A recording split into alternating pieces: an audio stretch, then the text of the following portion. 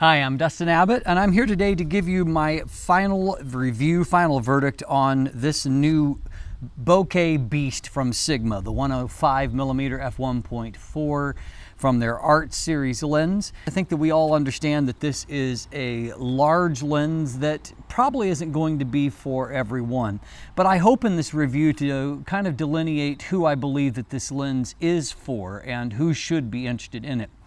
So let's start by taking a quick look at the focal length itself. And I know from the questions that have been raised after my first two episodes by those, wanting comparisons either towards typically an 85mm or 135mm alternatives.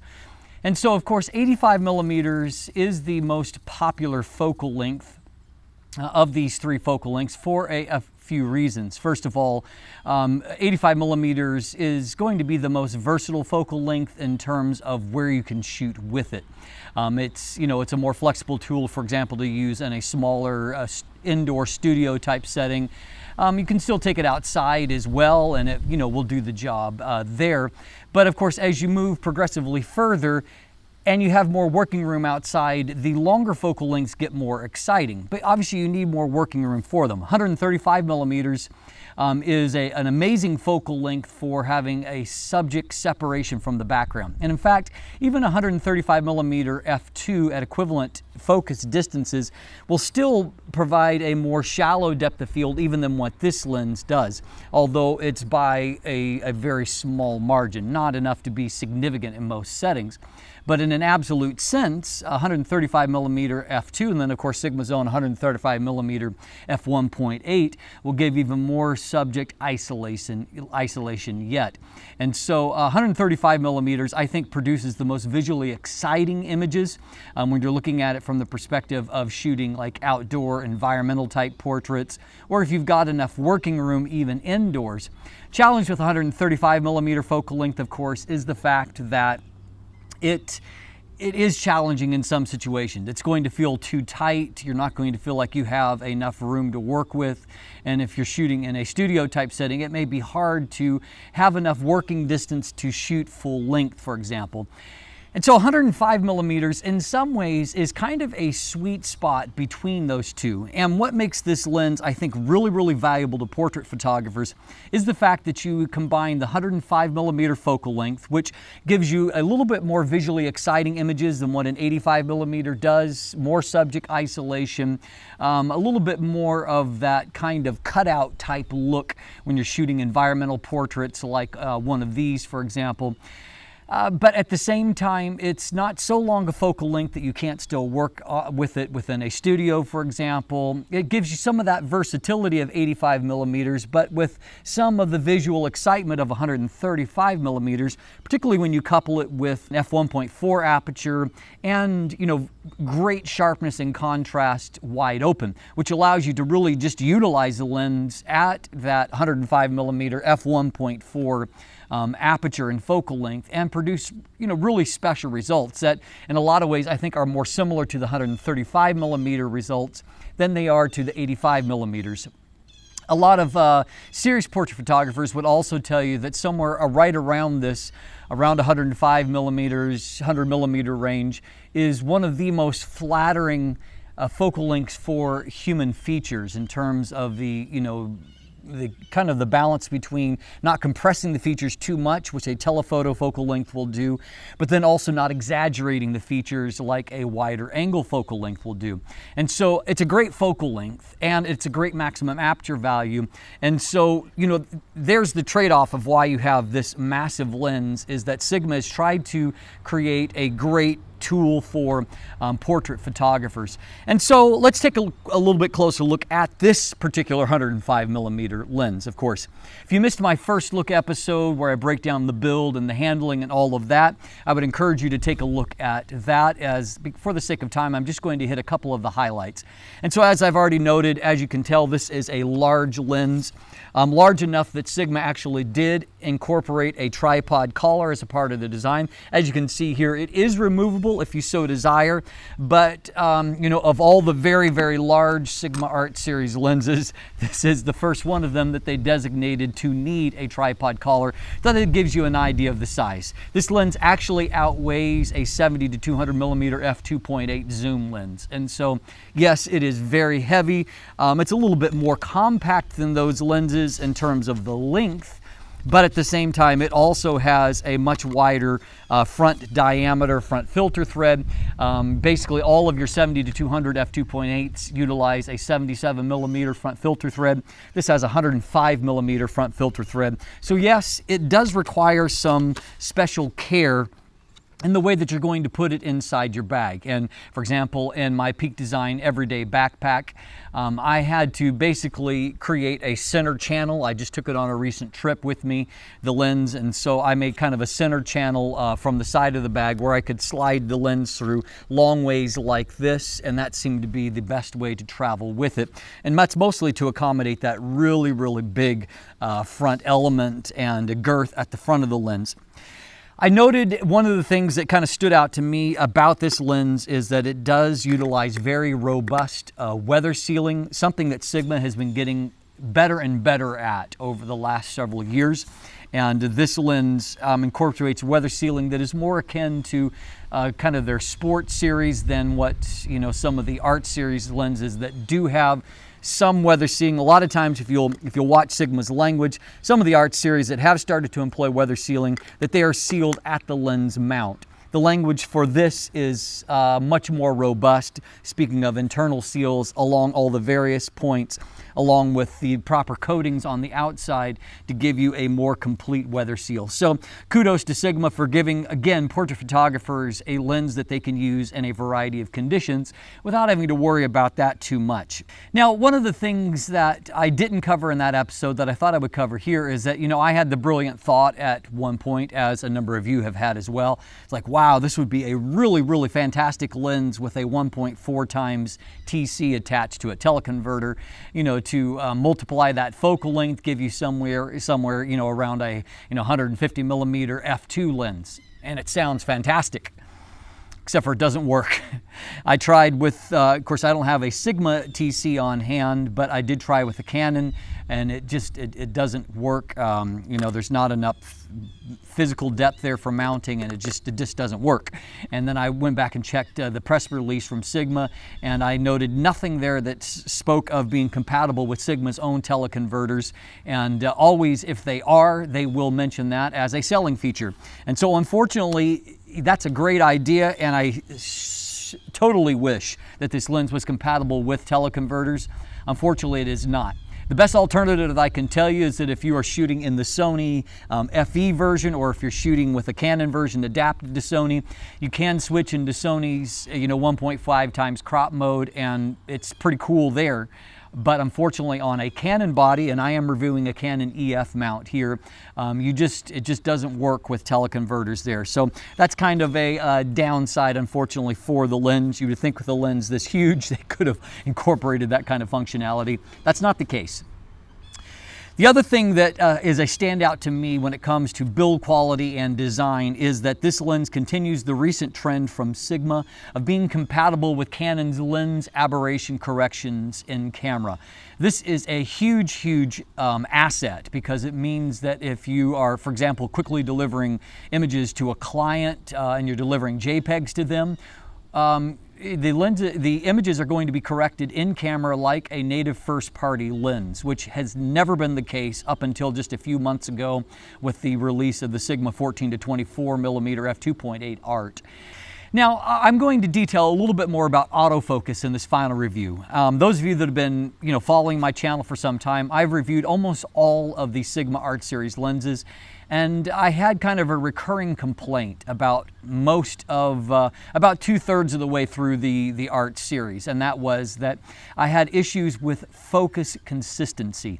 Of course, using the Sigma USB dock, which this lens is compatible with, you can really dial in focus corrections lens for varying focus distances, and that's a great asset for any of the Sigma Art Series lenses. But one thing that you can't correct for in that kind of setting is if the lens does not consistently focus. And so if it isn't consistently front or back focusing, you can't really correct for that, and that's been the challenge. Fortunately, Sigma has come a long ways in addressing that.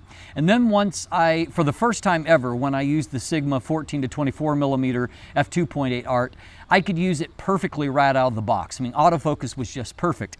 I've had a very similar experience with the 105 in that it felt just as good as a native Canon lens, and particularly with a challenging lens like this. I mean, a 14 to 24 millimeter f2.8, that's not incredibly demanding on for focus accuracy because your depth of field is fairly large in most situations.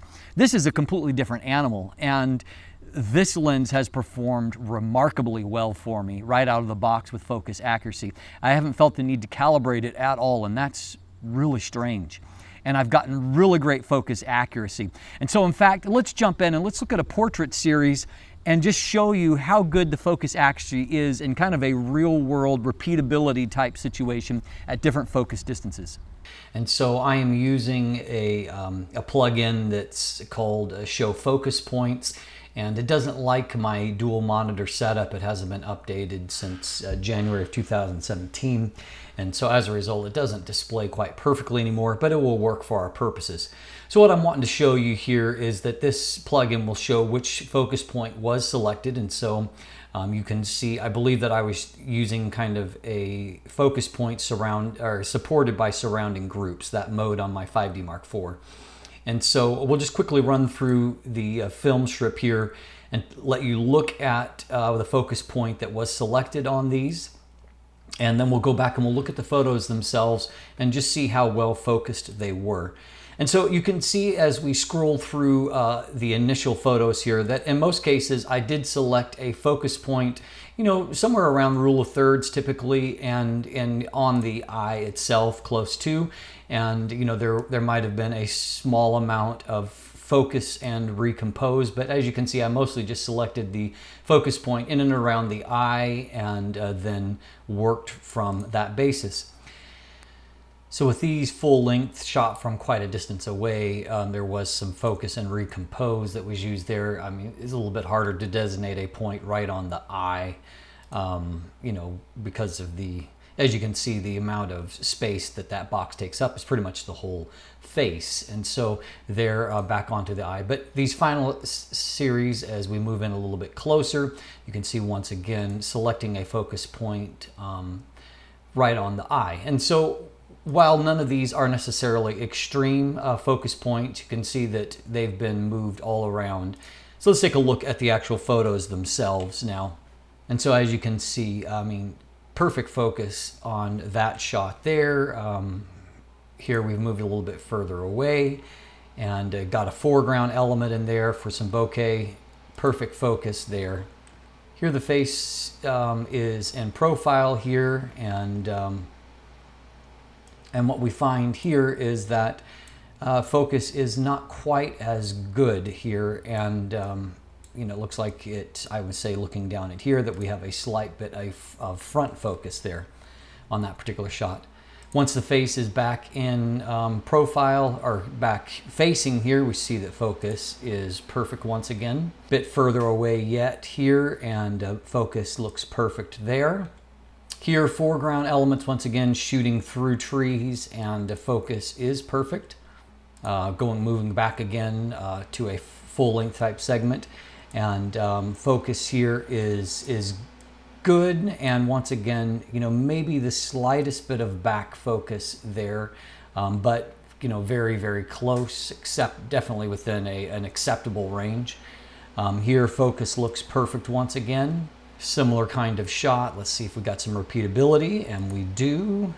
And now moving back in closer, and we saw here that focus point is right on the eye once again, and focus is nailed there. Ditto here, and focus looks fantastic. Detail is fabulous. And just a little bit further away, and focus is perfect once again. And so we have a variety of focus distances here and focus kind of situations, but what we see is a really nice byproduct, all of these shot at f1.4. So as you can see, that's an end result that would, I would say, match any kind of similar Canon type lens that I've shot with. I would say that focus accuracy actually bettered what I had with my own copy of Canon's 135mm f2L and those kinds of settings. And so a really, really great end result. Now, here's my conspiracy theory. I have nothing to back this up. This is simply my opinion.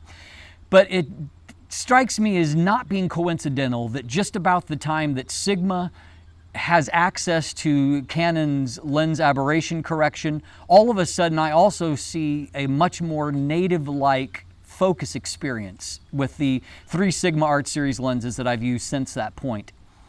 And it makes me curious as to whether or not Sigma has silently negotiated more than just access to Canon's lens aberration correction, but possibly they've also negotiated access to Canon's focus algorithms to enable them to produce a better end result. And why, if that's the case, why that hasn't been more publicized, I don't know. Maybe that's the terms of the agreement.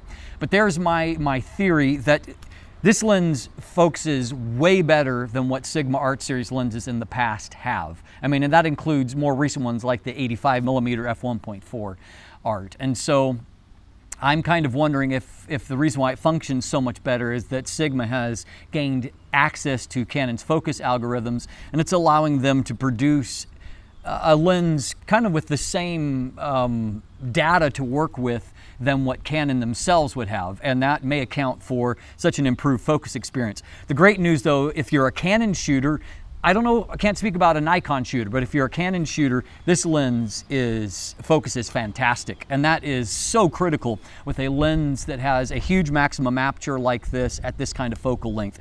And so that really, really boosts the usability of the lens. Now, what about those of you that might consider using this lens for shooting sports or action like that? My experience with the lens is that the tracking is fine if the movement is not too fast. And so when I was shooting lateral movement or movement that was moving away from the camera, I felt like I did pretty well. When the movement was coming very fast towards the camera, I felt like the focus wasn't quite fast enough to keep up, and it would lag sometimes. I couldn't achieve focus lock always. And so I would say that there are still better choices if your primary purpose here is shooting sports. I really think that this is a lens that is a more specialized tool for portrait photography, event photography. It would work great, perfectly well when tracking, for example, action, at a wedding, bride and groom entering, that kind of action. Sports action, I don't think quite so much. By the way, if you're a Sony shooter or you're kind of a hybrid shooter like myself to where you have both Canon and Sony, this lens does function very well via the MC11, which gives me great hope that it will function very well in the native FE mount, function even better. But I found that focus was quite close to a native type performance. IAF seemed to work well, and so while I haven't used it extensively on a Sony body, mostly for the simple reason that it's a pretty huge lens to, doesn't necessarily balance super well on Sony bodies, but I certainly, if I own the lens, I wouldn't hesitate to shoot it on my Sony bodies because it works very well there. Now, if you missed my image quality episode breakdown, I would encourage you to look at that because that will really give you a complete picture. And once again, I'm just going to skim over a few highlights here for the sake of brevity. And so I compared it to the Zeiss Milvus 135mm f2, one of the absolute best, medium telephoto lenses in the world. I mean, it's fantastic. In an absolute sense, I do prefer the look of the Milvus images. However, what I found is when I was shooting them side by side, I got much more keepers with the Sigma due to the fact that its autofocus was very accurate, and frankly, manual focus on Canon bodies is somewhat of a pain. And I actually prefer to use that Milvus lens myself on my A7R Mark III via adapter because I get, image stabilization. I also get all the manual focus aids, ability to magnify the image and, you know, visually confirm focus. And so I nail all of my shots with it. I don't do that with a Canon, and so, or on a Canon system, I should say. And so while in an absolute sense, I mean, don't get me wrong, the images I found were more similar than different between the two lenses. But while I slightly prefer image quality from the Milvus, I prefer the whole experience of shooting and capture with the Sigma there. And so one asset that this lens does have, you know, and a practical reason for that huge front element, 105mm front filter thread, which, yeah, that is a pain if you're someone who is a completist when it comes to filters and you want to shoot with, say, an ND filter to sync with flashes. Yeah, 105mm filters are expensive, and that's a consideration when you're looking at the final price. That being said, the 105mm, what it does allow that to do is that even with a very large maximum aperture, vignette is quite low on this lens. And so once again, that aids it in being able to shoot it wide open. I mean, images look fantastic out of this lens. Bottom line, they look fantastic. I mean, very rich, great looking images that give you a beautiful subject separation. So to wrap things up here, I would say that the great focus on this lens really helps to elevate it. I mean, going into it, I had some reservations. I mean, I knew it was a massive lens already, and I didn't know how attractive it would be to me. But the great focus accuracy has made this lens, you know, all of a sudden on my strongly considering list of lenses that I wouldn't mind owning. The fact that I was able to completely rely on it for autofocus, basically be able to select the autofocus point that I wanted to use and get good focus results with that, that was fantastic. And then on top of that, the fact that it does produce such beautiful images, completely usable wide open, that makes it a very compelling lens. It will also allow you to capture images that have a very unique and special look that in some ways will imitate, you know, what you can achieve, not to the same degree of compression to the background and blurring out a background as a 200mm f2, but the images are somewhat like that. And so obviously this comes at a much more affordable price point and a more flexible focal length for doing that. And so that's certainly something that is worthy of consideration if you are a portrait photographer. At the end of the day, I think that Sigma has done a fantastic job with this lens. It's limited, of course, by its size and its weight, and to a lesser extent by its price. But at the same time, for those that are looking for a premium portrait lens, there are few lenses that I would say are more desirable than this Sigma 105mm f1.4 Art. I'm Dustin Abbott, and if you look in the description down below, I've got a link to my full written review if you'd like to take a look at that and get more detail through that. There's also a link to an image gallery. You can look at all these images, ones that I've shown in the reviews, along with others, at your own leisure. And beyond that, there's also buying links if you'd like to purchase one for yourself, and then social media links where you can become a subscriber to my newsletter or become a patron. And of course, follow me on social media. And of course, if you haven't already subscribed here on YouTube, please do so. Thanks for watching. Have a great day.